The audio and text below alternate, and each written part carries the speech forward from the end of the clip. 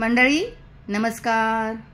ब्रह्मांड पुराणानुसार अन्नदान करणाऱ्याचे आयुष्य, धनसंपत्ती आणि त्या व्यक्तीच्या तेजामध्ये वाढ होते। अशा व्यक्तीला स्वर्गलोकामध्ये जागा मिळते।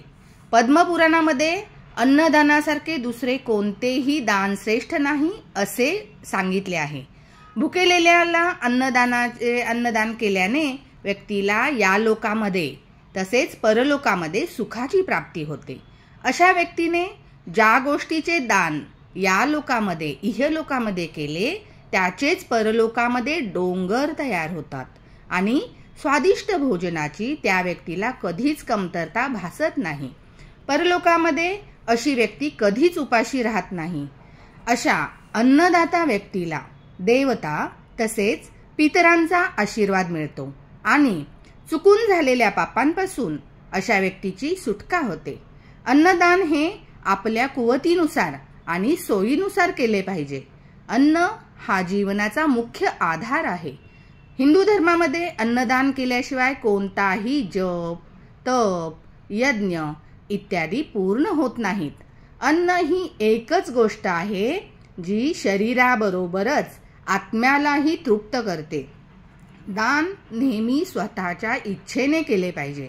कोणत्याही दबावाखाली केलेले दान कधीही शुभ फळ देत नाही। धर्मदायासाठी दान केलेल्या कोणत्याही वस्तू त्या नेहमी सर्वोत्तम दर्जाच्या किंवा तुम्ही स्वतः वापरता त्या दर्जाच्या असाव्यात। कमी दर्जाच्या वस्तूंचे दान करू नये। अपात्री दान करू नये म्हणजे गरजू आणि पात्र व्यक्तीलाच दान करावे। दुष्ट आणि श्रीमंत व्यक्तीला दान करणे फलदायी नसते।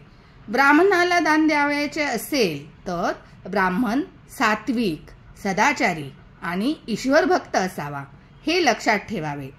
दुष्ट लोकांना तसेच जे आर्थिकदृष्ट्या ठीकठाक आहेत अशा लोकांना केलेले दान निष्फळ असते। आश्रितांना, भुकेलेल्यांना, गरजवंतांना केलेले दान हे श्रेष्ठ असते। अन्नदान करण्याच्या 21 अन्नदान जो व्यक्ती करतो त्याच्या 21 पिढ्यांचा उद्धार होतो। जे सक्षम असूनही अन्नदान करीत नाहीत त्यांना परलोकामध्ये उपाशी राहावे लागते। अन्नदान करणाऱ्यास स्वर्ग आणि शिवलोकामध्ये जागा मिळते। तिन्ही लोकांमध्ये अन्नदानासारखे श्रेष्ठ दान नाही। अन्नदान करणारा वास्तविक प्राणदान करणारा असतो।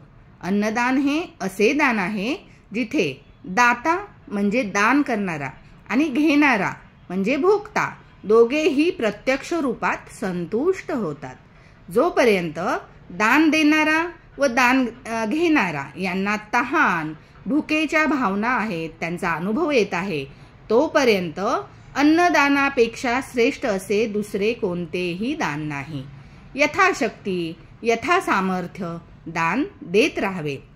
जसे विहिरीतील पाणी काढल्याने अधिक स्वच्छ होऊन पाण्याचा साठाही वाढतो, त्याप्रमाणे अन्नदानासाठी दिले जाणारे धन कमी होत नाही, ते नित्य वाढतच राहते।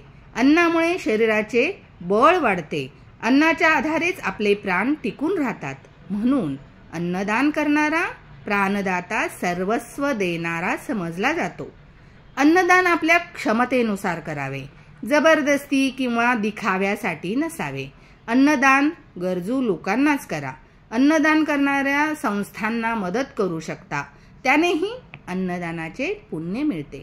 अन्नदान आपण कधीही करू शकतो।